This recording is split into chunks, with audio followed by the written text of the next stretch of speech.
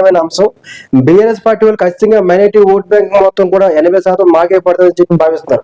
అదేవిధంగా Congress party, MIM party కూడా మాకు సపోర్ట్ చేసింది కాబట్టి మైనారిటీ ఓట్ బ్యాంక్ మొత్తం కూడా వన్ సైడ్ కాంగ్రెస్ పార్టీ పడే అవకాశం ఉందని చెప్పి కాంగ్రెస్ పార్టీ సంబంధించిన నాయకులు చెప్పుకుంటారు. అయితే ప్రధానంగా బీఆర్ఎస్ పార్టీ ప్రధానంగా ఈ జూబ్లీస్ బై ఎలక్షన్స్ లో మైనారిటీ ఓట్ బ్యాంక్ ఎటువైపు పడే అవకాశం ఉంది. 2014లో నవీన్ యాదవ్ గారు ఎంఐఎం పార్టీ నుంచి పోటీ చేశారు. నవీన్ యాదవ్ గారు 2014లో ఎంఐఎం పార్టీ నుంచి పోటీ చేస్తే 41,656 ఓట్లు వచ్చాయి ఎప్పుడు 2014. అదేవిధంగా 2018లో ఎంఐఎం పార్టీ పోటీ చేయలేదు. 2018లో ఎంఐఎం పార్టీ పోటీ చేయలేదు అంటే ఇక్కడ బీఆర్ఎస్ పార్టీకి ఎంఐఎం పార్టీ 2018లో సపోర్ట్ చేసిందని చెప్పుకోవచ్చు.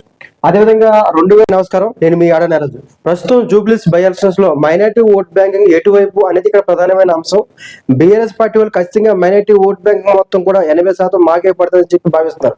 అదేవిధంగా కాంగ్రెస్ పార్టీ, ఎంఐఎం పార్టీ కూడా మాకు సపోర్ట్ చేసింది కాబట్టి మైనారిటీ ఓట్ బ్యాంక్ మొత్తం కూడా వన్ సైడ్ కాంగ్రెస్ పార్టీ పడే అవకాశం ఉందని చెప్పి కాంగ్రెస్ పార్టీ సంబంధించిన నాయకులు చెప్పుకుంటారు. అయితే ప్రధానంగా బీఆర్ఎస్ పార్టీ ప్రధానంగా ఈ జూబ్లీస్ బై ఎలక్షన్స్ లో మైనారిటీ ఓట్ బ్యాంక్ ఎటువైపు పడే అవకాశం ఉంది.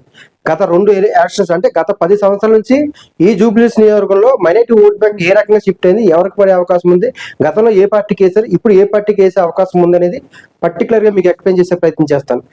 ప్రధానంగా మనం గమనించట్లయితే మాత్రం ఈ జూబ్లీస్ ఎలక్షన్స్ లో 2014లో నవీన్ యాదవ్ గారు ఎంఐఎం పార్టీ నుంచి పోటీ చేశారు. నవీన్ యాదవ్ గారు 2014లో ఎంఐఎం పార్టీ నుంచి పోటీ చేస్తే 41,656 ఓట్లు వచ్చాయి ఎప్పుడు 2014. అదేవిధంగా 2018లో ఎంఐఎం పార్టీ పోటీ చేయలేదు. 2018లో ఎంఐఎం పార్టీ పోటీ చేయలేదు అంటే ఇక్కడ బీఆర్ఎస్ పార్టీకి ఎంఐఎం పార్టీ 2018లో సపోర్ట్ చేసిందని చెప్పుకోవచ్చు. అదేవిధంగా 2023లో ఎండి ఫరీరుద్దీన్ అనే వ్యక్తి పోటీ చేస్తే 7,848 ఓట్లు వచ్చాయి. 7,848 ఓట్లు 2023లో వచ్చాయి. అదేవిధంగా అదే 2023లో కాంగ్రెస్ పార్టీ సంబంధించిన క్యాండిడేట్ అజరుద్దీన్ గారు, క్రికెటర్ అజరుద్దీన్ గారు పోటీ చేస్తే 64,000 ఓట్లు వచ్చాయి. 64,212 ఓట్లు వచ్చాయి. బీఆర్ఎస్ పార్టీ కేవలం 16,000 ఓట్ల మెజార్ తోటి 2023లో గెలిచింది. బీఆర్ఎస్ పార్టీ 16,000 ఓట్లతోటి 2023లో జూబ్లీస్ నియోజకవర్గం నుంచి గెలవడం జరిగింది. అదేవిధంగా ఇప్పుడు ప్రధానంగా మనం గమనించట్లయితే మాత్రం ఈ 2 ఎలక్షన్స్ మనం గమనిస్తే ఎక్కువ శాతం బీఆర్ఎస్ పార్టీకి ఎక్కువ శాతం ఓట్లు వేసారని చెప్పుకోవచ్చు. అయితే మైనారిటీ వర్గం ఎందుకు బీఆర్ఎస్ పార్టీకి ఓటేసిందంటే అప్పుడు సంక్షేమ పథకాలు ఎక్కువగా మైనారిటీలకి ఫేవరబుల్ గా ఉన్నాయి. అంటే సాది ముబారక్ కావచ్చు, కళ్యాణ్ లక్ష్మి కావచ్చు, బస్తీ దవాఖాన కావచ్చు, ఇలాగ అన్ని సంక్షేమ పథకాలు కూడా మైనారిటీ వెల్ఫేర్ కోసం ఎక్కువ ఖర్చు పెట్టారు కాబట్టి మైనారిటీ ఓట్ బ్యాంక్ మొత్తం బీఆర్ఎస్ పార్టీకి ఓటేశారు. ఇప్పుడు ఎవరికి వేస్తారు అంటే యాంటీ బీజేపీ కాంగ్రెస్ కి ఓటేస్తారు. అంటే బీజేపీని వ్యతిరేకించిన వాళ్ళందరూ కూడా కాంగ్రెస్ పార్టీకి ఓటేసే అవకాశం ఉంది. ఎవరైతే బీజేపీని వ్యతిరేకిస్తారో వాళ్ళందరూ కూడా కాంగ్రెస్ పార్టీకి ఓటేసే అవకాశం ఉంటుంది. అదేవిధంగా గతంలో నవీన్ యాదవ్ గారు ఇండిపెండెంట్ గా పోటీ చేశారు కాబట్టి ఆ మైనారిటీ వరకు ఏదైతే మైనారిటీ గ్రూప్ ఉందో ఆ గ్రూప్ కూడా నవీన్ యాదవ్ గారికి వేసే అవకాశం ఉంది. అదేవిధంగా ఎవరైతే మొన్న జరిగిన ఎంపీ ఎలక్షన్స్, మొన్న 2024లో ఏదైతే తెలంగాణలో ఎంపీ ఎలక్షన్స్ జరిగాయో ఆ ఎంపీ ఎలక్షన్స్ లో ప్రధానంగా రాష్ట్రంలో ఎవరున్నా సరే కేంద్రంలో బీజేపీ ఉండాలి, నరేంద్ర మోడీ గారు ఉండాలి అని చెప్పి భావించి ఓట్లు వేశారు.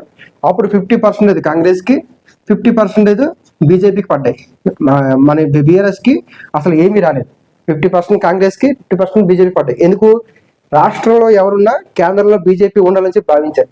ఇప్పుడు కూడా ఈ మైనారిటీ వరకు ఈ జూబ్లీస్ నియోజకవర్గంలో మైనారిటీలు కావచ్చు, లేదా హైదరాబాద్ లో మైనారిటీలు కావచ్చు, రాష్ట్రంలో ఎవరున్నా సరే కేంద్రంలో ఉన్న బీజేపీతో పోరాటం చేసేది కాంగ్రెసే కాబట్టి రాష్ట్రంలో ఏ పార్టీ అధికారంలో ఉన్నా కేంద్రంలో బీజేపీతో పోరాటం చేసే ఏకైక party Congress party. Congress party India కూటమి బీజేపీతో పోరాడుతుంది కాబట్టి బీజేపీకి ఓటు వేయాలని చెప్పి ఎక్కువ శాతం మంది, అంటే మైనారిటీలో 80% మంది ఇప్పుడు కాంగ్రెస్ పార్టీకి ఓటు వేసే అవకాశాలు ఎక్కువ ఉంటాయి. ఇప్పుడు కాంగ్రెస్ పార్టీకి ఓటు వేసే అవకాశాలు ఎక్కువగా ఉంటాయి. ఎందుకు? Anti BJP vote banking.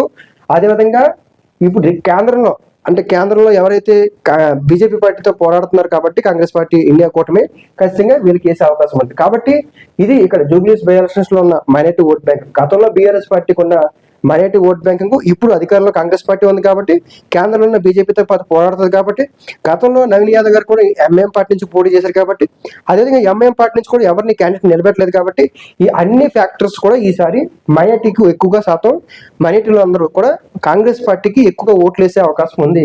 కాబట్టి ఈ మైనారిటీలు వర్గం అన్ని పార్టీలు కూడా మాకే వేస్తారని చెప్పి భావిస్తారు. కానీ ఎక్కువ ఫ్యాక్టర్స్ మాత్రం కాంగ్రెస్ పార్టీకి, నవీన్ యాదవ్ గారికి ఎక్కువగా ఫేవరబుల్ గా ఉన్నాయి. Thank you.